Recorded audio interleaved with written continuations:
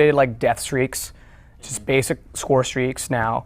But going back on dashing, the coolest thing was like, I remember one of the last matches we played, I was finally like synapses in my brain were hitting, where it was like, guy on a platform walking above me, how do I get to him? Jump up and then left and then shotgun the face. Like it was this immediate gratification where like, once that's in the mix, you can have some really interesting gameplay.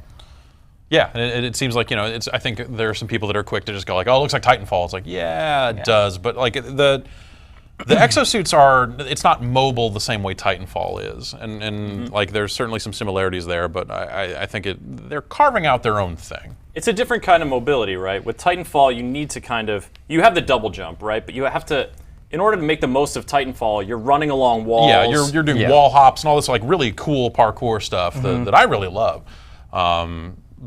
This is different. This seems like a slightly more deliberate than that, where it is that kind of just like double jump, boost left, like it's almost like UT or something with the kind of double tap dashes and that sort of stuff. Yeah, with those jukes. Yeah, it feels like there's more weight to them than there is in Titanfall. Titanfall is kind of, I don't want to say floaty, but I mean, you can really just be sprinting around doing all the wall jump to wall jump stuff, and like this, deliberate's probably a good word for it. So you can dodge something or get out of the way of a grenade or something, but you're not just flying all over the map. And I think because of that, the short range boost, and it's the hover is it's a short range hover. You're not going to like be hovering around the map like it's some kind of drone guy raining down death upon everybody. But it's all sort of focused on this short-term maneuverability, this like just a quick move, a quick sort of engagement. And I think that the way that Call of Duty's always been is firefights are very quick. It's all about positioning, and then once you guys are actually shooting at each other, it's over like almost immediately after that. So having that stuff crammed into that sort of that speed is I think really interesting. And that seems like a difficult thing too. It'll lead to situations where you go like, well, I could just pull the trigger because I know that works, but maybe in some cases a side dash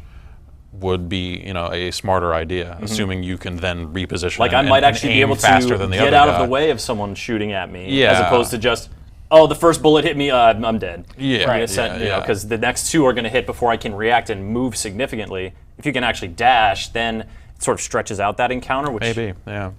It's kind of smart the way they map it to the controller, because clicking the left stick has always been sprint forward, but it doesn't really do anything if you're going left and right or back. And now, I mean, it's just basically click is the extra speed in whatever direction you're holding the left stick. So that makes a lot of sense. Yeah. I'm really curious to see like down the road, like when we were playing, not many people were using that. It was only the last couple of matches where like, oh, I finally like pulled that off successfully in the trailer that I just saw. You get comfortable with it. Yeah, and once that starts happening, I really see that game looking a lot different and just feeling a lot different. Like, instead of just like headshots, it's going to be like, oh, that combo move he just pulled. Like, that's going to be something to look forward to. And I think especially in uplink mode, which is the new sort of mode that they were showing off at the event we went to, it's, there's a neutral ball that you have to throw into this glowing sphere on either end of the map. The fact that, those juke maneuvers, that maneuverability, when you're trying to run the ball from point A to B, that opens up a whole different kind of pace.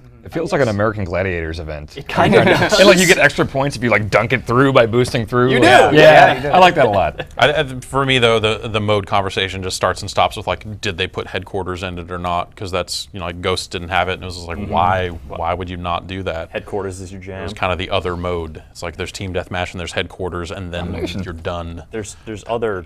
You don't like domination? It's all right. Ah, that's great. Like domination is like older than me at this point. It's just like, come on.